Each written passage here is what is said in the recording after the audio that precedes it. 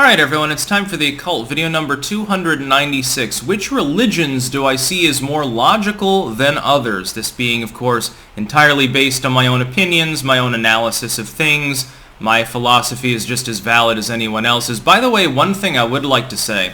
I find it very funny when people are very biased in favor of a philosopher or a thinker or something simply because they happen to have died long ago. And so because other people agree that what they say is wise, even if they themselves have never fully and deeply analyzed it, they say like, well, Plato was a really wise man. Why? Because it's agreed upon by, several thousand years worth of people. I don't really do that. I definitely like ancient philosophy and medieval and so forth. Aquinas is fun to read. But that being said, I like to analyze things sort of in a vacuum on my own, and there are other people that do this as well. Here's what I would say. Now, first and foremost, keep in mind, I am technically anti-religion, in the sense of organized religion. Spirituality, theism, stuff like that, that's completely separate. I've talked before about this sort of trifecta. People often get these things mixed up. Religion versus non-religious is one.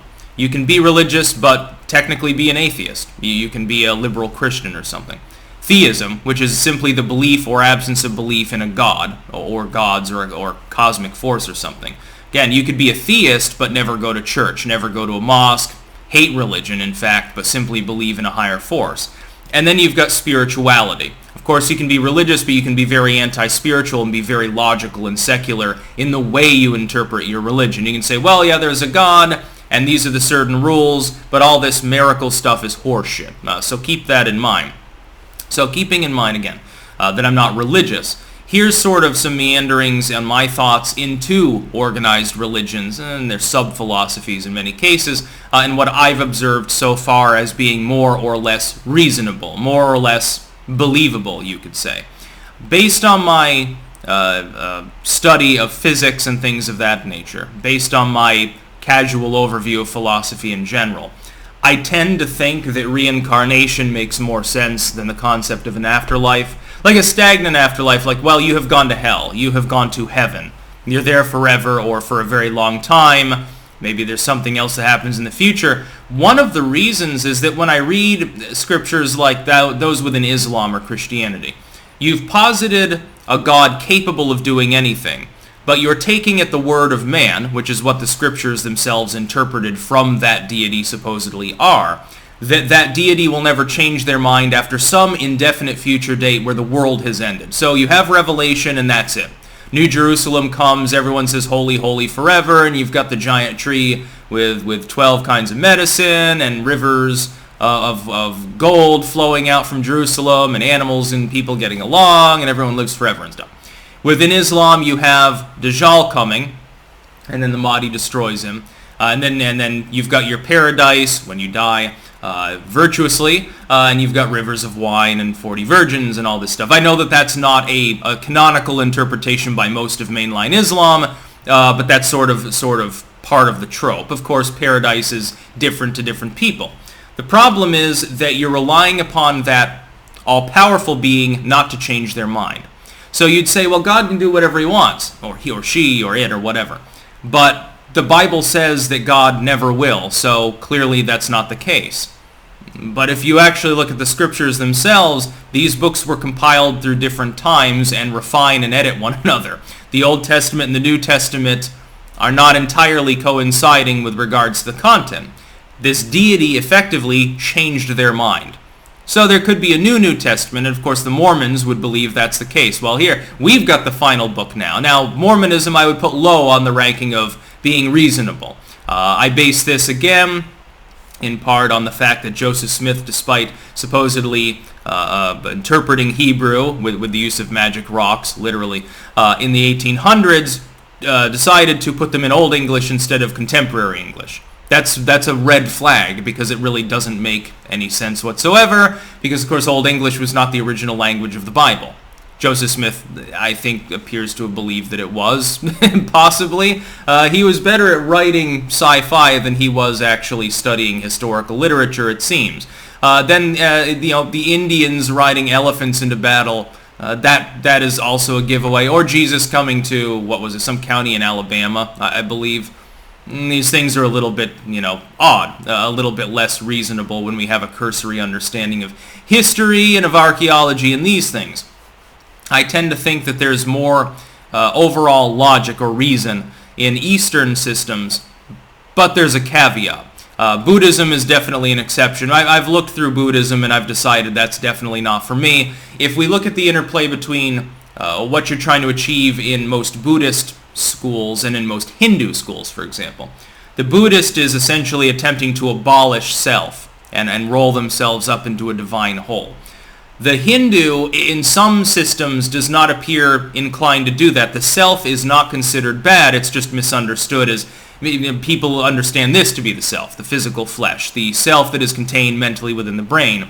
And they simply say, no, that's not the true self. There is a self. It is distinct in some ways, but it's not the physical body. They also believe, in some cases, the reincarnation process is simply ongoing. It's not so much, like with the Vedanta philosophy, it's not so much about living some lives, attaining enlightenment, and then stagnating and becoming a deva, or stagnating and becoming a deity of some sort. It goes far beyond that, and it's open-ended. Open-ended systems make, in my opinion, more sense as well. One problem is that religions, because they've developed through humanity, because human reason was applied to them, typically they're not particularly open-ended. They're very insular. There's a hard cap at which that religion's historical line ends. So Revelation, the end of the world. Dajjal versus Mahdi within Islam, again in some systems. One has attained full enlightenment and achieved nirvana and become part of the divine whole and dissolve the self and ego entirely. These are hard endings to a long story. What I've concluded in my own spiritual study is that it's the story itself, not the ending, that is of note. It's the journey, not the destination, that's of note. I posit that the reincarnation system, which I do believe exists, is eternal. It will not end. You will continuously incarnate in different forms. Some of them will be, by what we would consider our own standards, ascendant. Some would be lesser. Some would be more mortal like us. Others would be more transcendental. They may exist on multiple wavelengths or multiple dimensions or whatever. None of that particularly matters, because that system could make sense. What doesn't make sense is a closed system. For instance, the Hindu and the Buddhist fundamentally agree there was sort of a falling of reality in the long, long past. This is why physicality exists. The Buddhist system, it's more clearly defined, I think. What's to say that doesn't happen again in the future? Is there any particular assurance that 1 trillion years after you've achieved nirvana, you've achieved full enlightenment and dissolved your ego, what's to say that you don't get shat out backwards into perdition again and have to go all the way back through from the demon stage? And by the way, despite all the suffering at those lower stages, is that not a purgative sort of thing? If you interpret it by Western systems, it is. Why would you want that to end in favor of permanent stagnation? The Hindu system is a little bit more reasonable with regards to that, because that it's more open-ended. It does seem, in some cases, it's even considered virtuous to specifically not ascend further. To come back and incarnate again is considered better than becoming a temporary god, which can ascend further from that, again in some systems, but can then end up back in the physical world. It's considered better to go back as like a bodhisattva-esque character, borrowing from Buddhism, of course, to try to enlighten and help others and slowly develop, the meaning of self beyond, the physical body. The closed-endedness of these systems, in my opinion, in many cases, makes them less reasonable. Specifically because if you have any divinity at all, it's not constrained to the words of a scripture. The fact that Indra or Jesus said something 1,000,000 trillion years before does not mean they don't say, well, we're embarking on a new adventure. Everyone back into the fire. There's nothing to prevent specifically, in any logical terms, an all-powerful God from simply saying, well, yeah, everyone's in paradise now, but I'm bored. I'm going to make hell again. I'm going to make another Satan, and we're going to do this again, and maybe this time, okay, you'll all be angels, and you're going to help this race of space aliens because they haven't ascended yet. Is there any particular hard, logical reason why that couldn't happen? I mean, according to the mainline Christian or Islamic interpretation of their God. Well, there's not, quite clearly. Now, let's even talk about atheism. Does hardline atheism make sense? No. no more than any mainline religion, because it posits an absolute. There is no God. Okay? That's a declarative statement. Once you make a declarative, even if you're just rebuffing the declarative statements of various religions, and they take different forms, there has to be some sort of evidence of that. The absence of evidence on the other side in and of itself can be taken as tangential evidence. Other than that, it doesn't really become meaningful. And of course, atheism is not a religion. Like I said before, religion versus irreligion is different from theism versus atheism. The hardline atheists, though, at some point in a semi-organized manner approximate the actions and logical derivatives of a religion. That's the truth. It goes beyond simple non-belief and becomes sort of a canonical system of sorts. It even has its own sayings, some of which were quite intelligent. Carlin, very funny, very intelligent man.